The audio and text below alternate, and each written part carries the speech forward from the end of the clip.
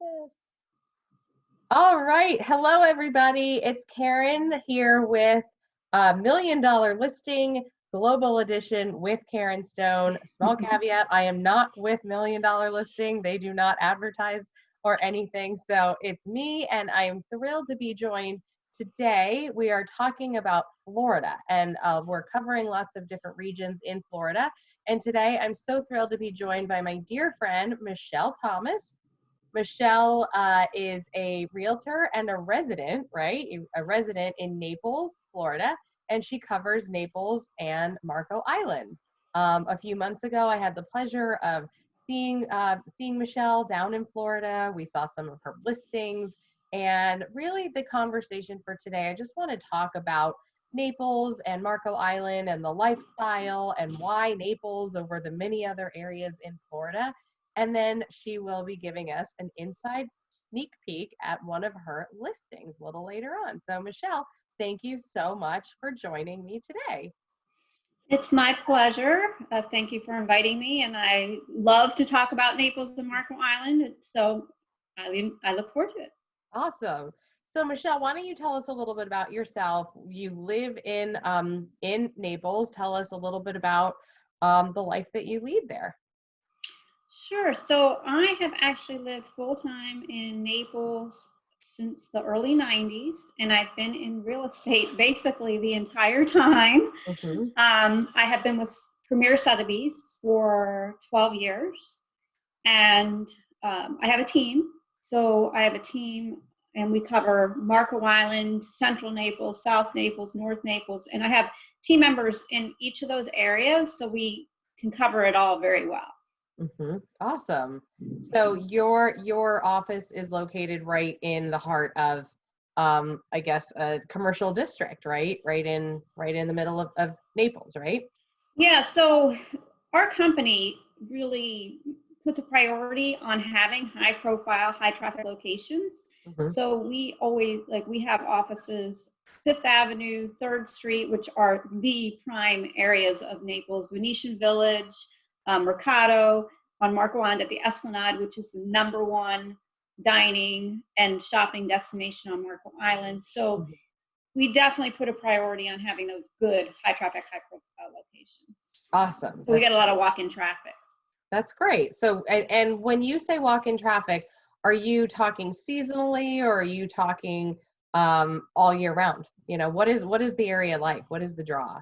Well, the draw, #1 is weather. I mean, in the summer, or in the winter rather, we will have 60s and 70s sunshine. We have over 300 days of sunshine a year. So, it's not a bad place to be in January, February, March when it's 60 to 70 and sunny here and not so much elsewhere. Mm-hmm. And it's a very, very active and social area. I mean, what brings people here would be the award-winning beaches, golf. We are, I think, the #2 area for golf courses per capita. We have the 6th highest per capita income in the U.S. I think we're 2nd in terms of number of millionaires. But people think we're all retired people, and we are not at all. It's not even close. We are, active social, running, tennis, fitness, pickleball, paddleboard. All of that stuff is very, very, very, very popular here. You'll always see people bicycling and walking and jogging. But people think that we're all retired and that it's all seasonal. Not so much anymore. When I first moved here back in the early 90s, it was probably more seasonal than it is now. But each year we have more and more year-round residents, for sure, and more of a wide range of age. And where are they coming from? And I know we can't really talk about demographics, but where are they coming from? Are they retired? Are they moving there for work? Can you share a little bit about that? It's a little bit of all of that. We have very active communities that they're almost like adult day camps. It's like living in a resort where in your community, you have resort style pool where they'll come in, they will serve you food and drink, but you also have so many activities, fitness and golf and tennis and pickleball and like book clubs and art classes and Spanish class, anything you want to learn, you can in these communities. So that draws all kinds of people. It really does.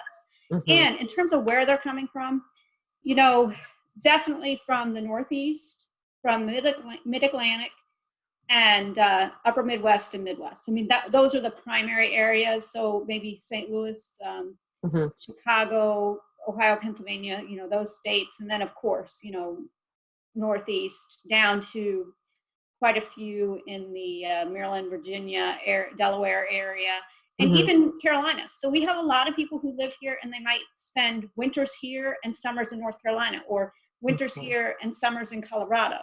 Right. And we're actually getting more and more people from the bigger cities, because it seems like some people want to, get away from the bigger cities again. We'll see how that trend goes.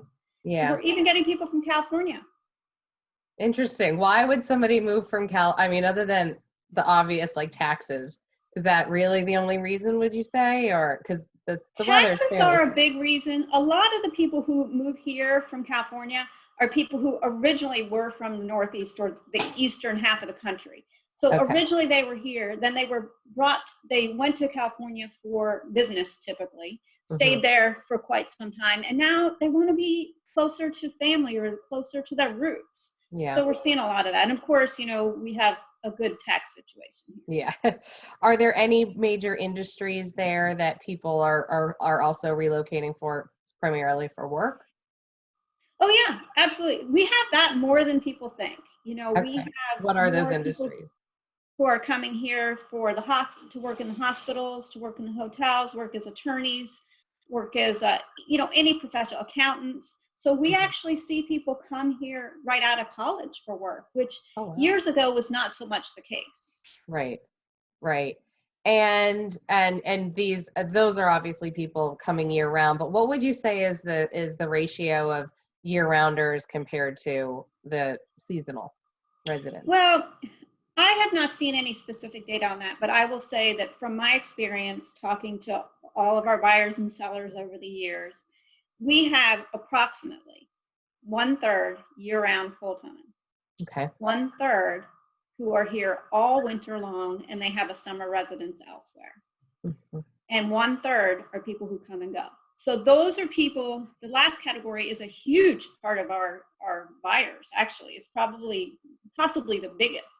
These are people who typically they're still working, and they may even have kids still in school, and they live wherever, Northeast, Midwest, and they want to buy a place because they want a little getaway for their family, thinking long term that they may retire here. Or so many of them, if they can find a way to do work from here instead of work from wherever they're from, they will do so. So they tend to spend more time here than they ever initially think they will. Right. I would too. It's beautiful.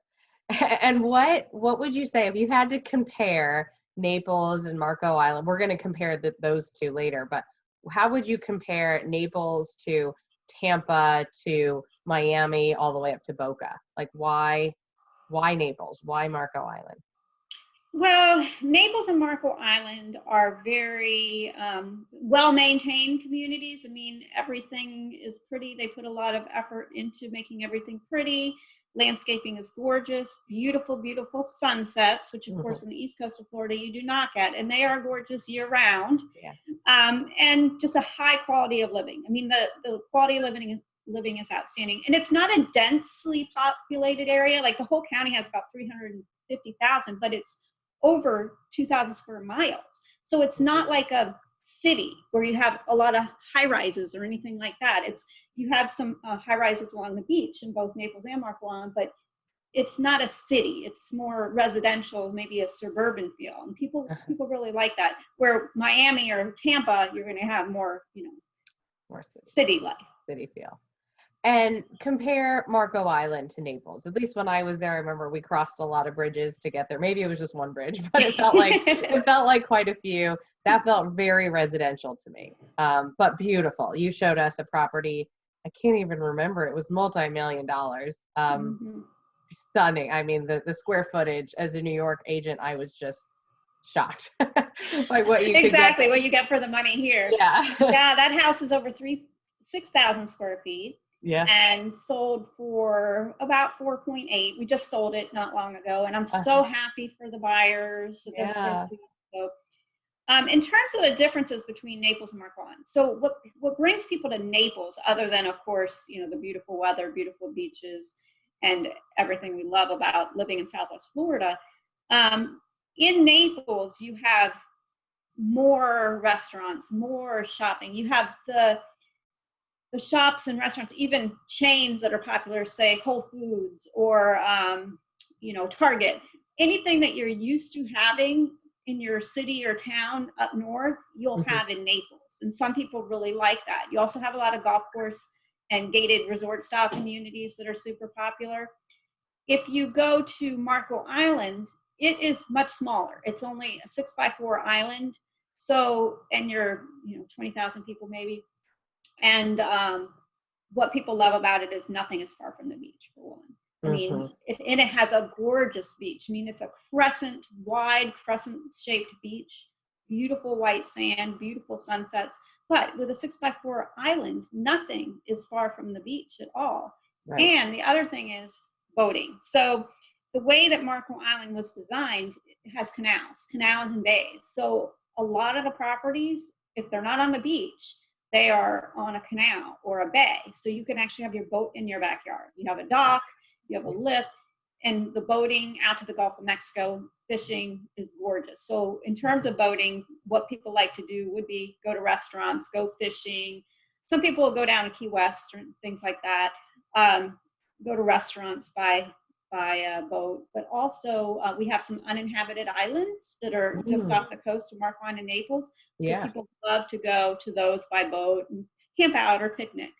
Right. Yeah, it was so beautiful. So that's more of a residential feel. Would you say that those are more year-rounders? No, the percentage in both areas is pretty close. It really is. In Naples is much larger. So each individual community within Naples might have a higher percentage of year-rounders, like maybe some of the communities in the best school district that are more likely to have more of the year-rounders because they may, if they have children, they like those parts of Naples. But for the most part, if you look at Naples as a whole, they're pretty close. Cool. And what is the real estate like? Like, what are your price points, average price per square foot, per area? Tell us what you can about the real estate market there. Well, the market, I mean, we are coming off of a record-breaking, 2019 for sure, where some of the numbers for that would be, inventory down 28%, sale price median up 10%. In terms of what we're selling, one myth, I mentioned that one myth is that, people think it's all retired people. Another myth about Naples would be that people think you have to spend $1 million to buy a property here. And that's not necessarily true. We have anything from 200,000 to over 60 million and, everything in between. And the interesting thing is that even with a $200,000 property, you can still have that $1 million lifestyle that I mentioned with the resort style pools and golf and tennis and fitness and high-end amenities. So that's one myth. I mean, we have had 528 pending sales in the last 30 days, so that's quite good. Wow. 185 pending sales are over $1 million, 69 are over $2 million, and 13 are over $5 million. Of those 13 over $5 million, 11 of them are single family. You can get single family in that range, or you can get beachfront. And there does seem to be somewhat of a trend toward single family and having your own pool, your own spa, your own outdoor living, outdoor kitchen. That's the trend. It appears right now. Okay, cool. And are those normal numbers, or is this a little bit lower than what you normally see? Those are actually not bad at all. Okay. They are not. So in terms of our market, we did see a dip in March, but in the last couple of weeks, we have definitely seen an increase in showings and inquiries and in sales. Okay. So I think that, people are adjusting to our current new world. Right. So Marco Island, I think the properties I saw, we saw both a single family house that, like you said, was around 4.6, something like that. And then we saw condos, right? Luxury high-rise condos. For the most part, I'm pretty sure that it was like take the elevator straight up to your floor, correct? I mean, to your apartment, right? Oh, yeah. And those were around around $1 million, maybe? Yes. So you saw a condo in Cape Marco in Belize. I think maybe you saw two actually. And yes, those are between 1 million and 3 million for the most part. And yes, your elevator takes you right up. It's a private elevator right up to your condo. You have beach access. You have forever water views with dolphins. In fact, when I'm at that building, I very often see dolphins. I love it. But I mean, not only that, Cape Marco, that community is gated and it has tennis, fitness. You have high-end amenities like a beautiful, elaborate lobby. So, I mean, that's not bad for, you know, basically just over $1 million to get a 3-bedroom, 3-bath condo with really amazing views. Amazing views. Now, compared to Naples, similar building, what are the price? How do the prices vary? It will be a tad bit higher for Naples, definitely. In Naples, okay. Without a doubt. Okay. Yeah, so when you're looking at waterfront or beachfront, Marco Island versus Naples, you will get less for your money and older for your money when you're looking at Naples versus Marco. So that's one of the draws to Marco. If you want to be on the beach or on the water, you get more for your money there. That being said, Naples being bigger and having so many of the inland, you know, high-end golf course communities, once you get into those, you can actually get more for your money than Marco. So it really depends on your lifestyle because, and that's one thing that when we first talk to a buyer, we really try to figure out is like, okay, do you like to be active or do you want to walk the beach every day? Or is your dream of a place in Naples or Marco to see the beach and see the water? Or do you want to, you know, go to your clubhouse and, you know, meet people and, you know, play tennis and, you know, work out every day, you know? Yeah. All of those things, or do you want to be walking distance to shops and restaurants? So we try to figure that out because we have it all. Yeah. Well, it sure sounds like it.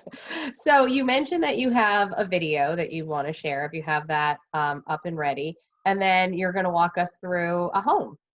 I don't know if it's a condo or a house, but you would you like to do the video first? Sure, absolutely. Okay. So.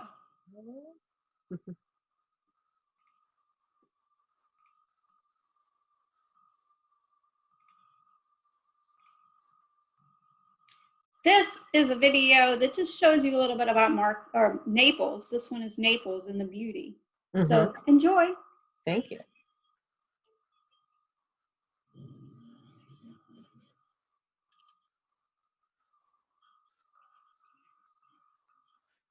I don't think we have the sound on, but it's okay.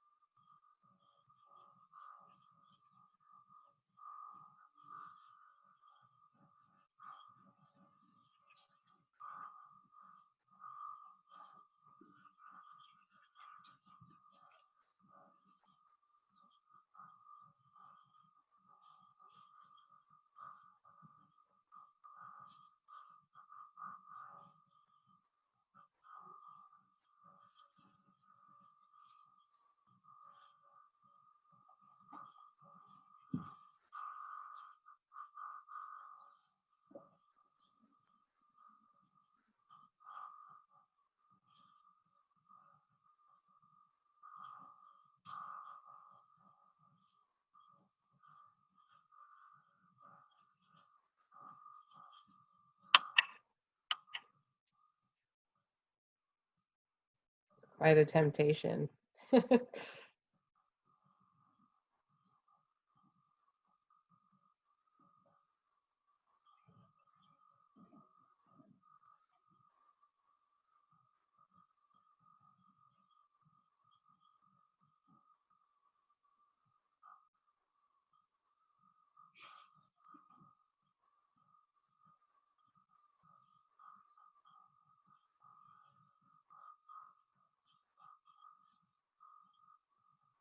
And this is all Naples, right?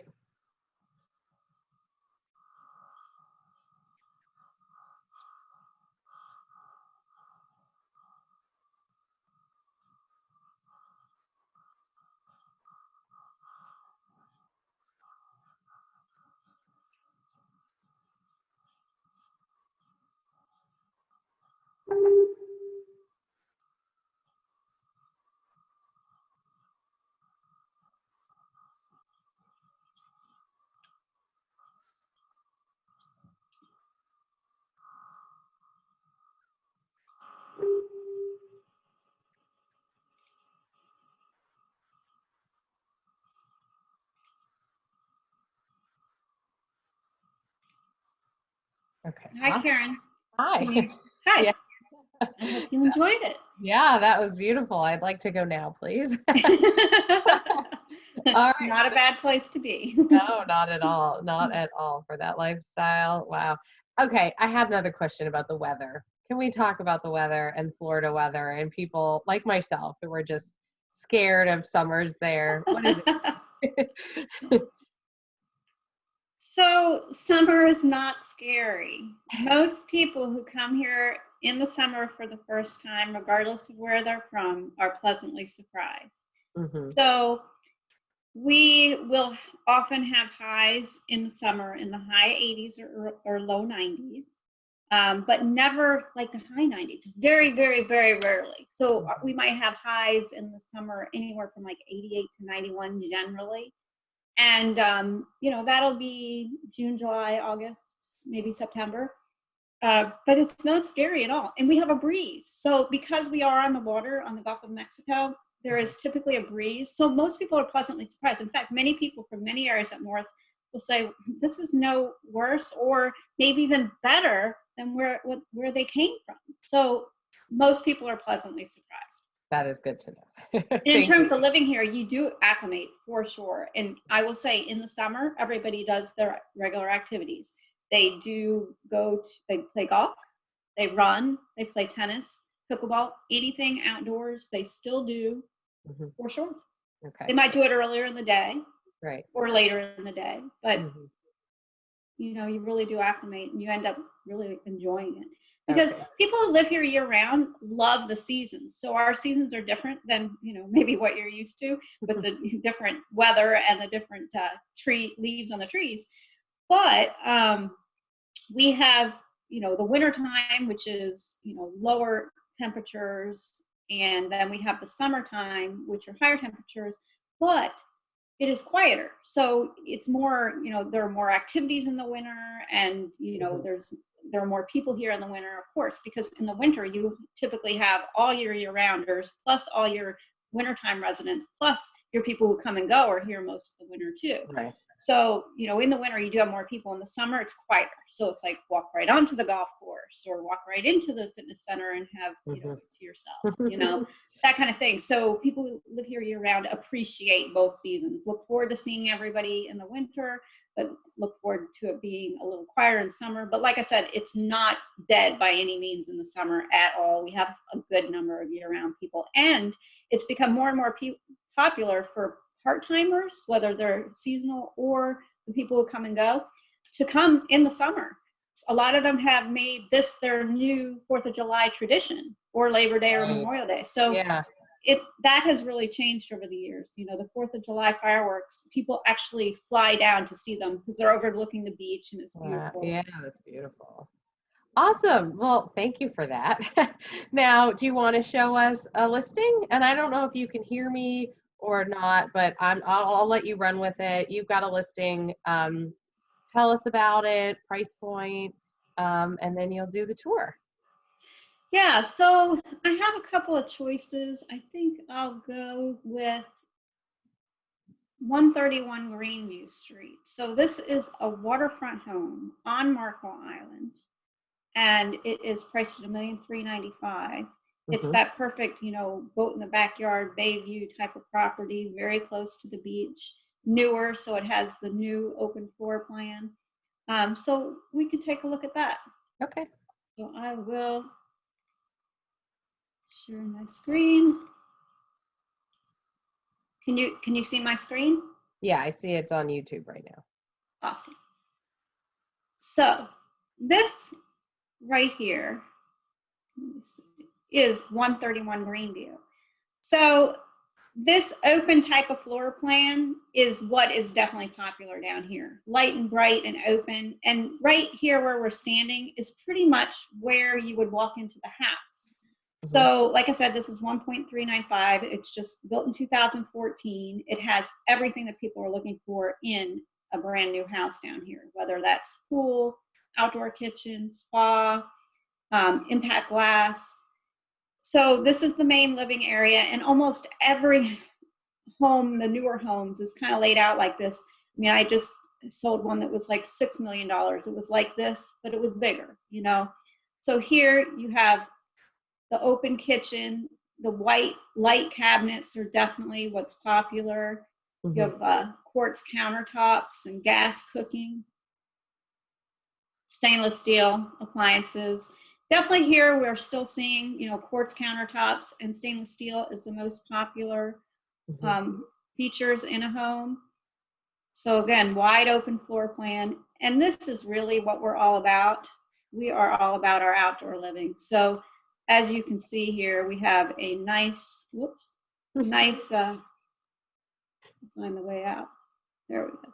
We have a beautiful, beautiful view. This is a bay view. There's some lots that can be built on the other side of the bay. And here we have a pool and spa. We have an outdoor kitchen behind the, right over here. Can that be opened up so in the winter and whatnot when it's nice? Yeah, it looks like it. Oh yeah, so all of these sliders are typically open. So normally when the weather is nice, we will have all of these sliders open so that this is basically, this whole area is part of the living area. And what about that? Is that an enclosed area? Yeah, so this is. So this has a screen lanai. That's what we call this, like a screen cage and around the lanai. So we can have the screen or we cannot. So some of the homes now are actually being built without this screen, and everyone's different in terms of their preference. Many times if people are choosing not to go with the screen because they like the view of not having a screen around their pool, then they will still put a screen around the covered area, which this, like right along here, because and they will actually usually be retractable. So just with a push of a button, a remote, you can have them up, you can have them down. So if maybe, you know, it was a little buggy that day and you wanted to have all your sliders open to your house, you can still put the screens down. That's super popular right now. But you still have plenty of homes that have this wide open screen like this as well. Okay. But this right here is what our homes are all about. I mean, we want to sit outside, we want to eat outside, we want to watch TV outside, we want to overlook the water. And this house does not actually have a dock, but you can add a dock and lift for about $35,000. So that can easily be accomplished. So then we will go inside. So now we are in the master, and the master does have access to the screen lanai. So people love to be able to access the outdoors from their master.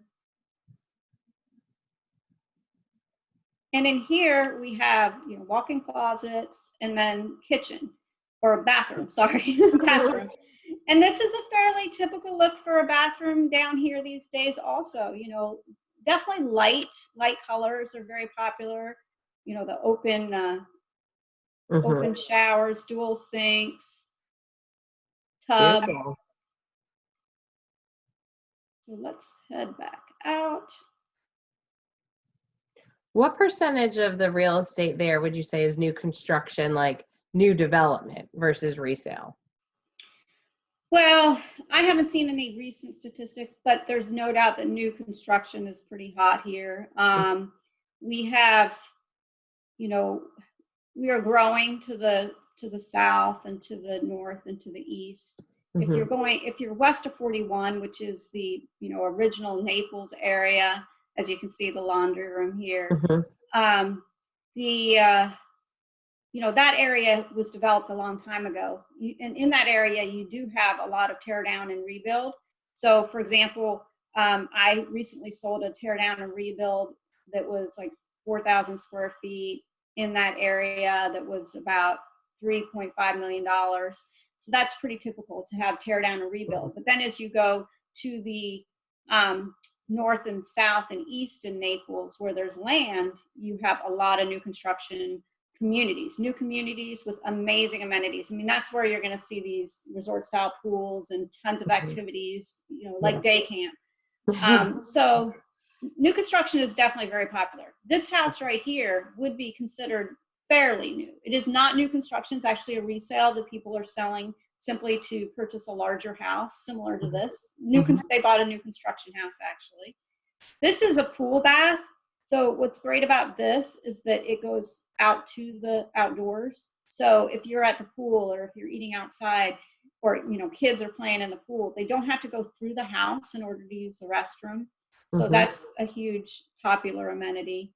And here's an example of a guest room, crown molding.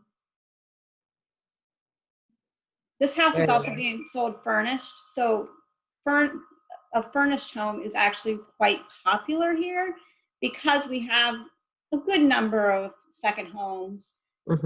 People tend to buy and sell furnished quite often. And as you can see, built-ins in all closets. Yeah, very nice. So that's the second guest room. And then, so it's a split floor plan. So on one side of the house, you have the study and the master. And we missed the study. I'll show you that. And the other side, you have the guest rooms. There's a study right here. Very nice. So it's 3-bed. 3-bed plus a study, 3 baths. Got it. Beautiful. And you said it's 1.3. 1.395. Yep. And taxes for this run you what? About 1.25%. Okay. And about how many square feet is it? This one is just under 3,000 square feet. Okay. It's beautiful. Well, thank you for that tour. This is amazing. Yeah, and we have similar homes but bigger and smaller. Anywhere from you can get a smaller scale version of this home for 500, 600, 700,000, or you can get a larger scale one as high as you want to go. Awesome. I love that. Well, thank you so much for sharing with me today your time and your insight. Naples and Marco Island, definitely a place worth checking out. So if you have any questions, we will make sure to leave Michelle's contact information. And feel free to always reach out to me, and I'm happy to connect you as well. So, Michelle, thank you again. Thank you for having me. Anytime. I just love talking about Naples and Marco Island, really and truly. So anytime. Yeah, I could tell. Well, thank you. You have a great rest of the day, and we'll chat soon, all right? Sounds good. Thank you, Karen. All right. Bye. Bye.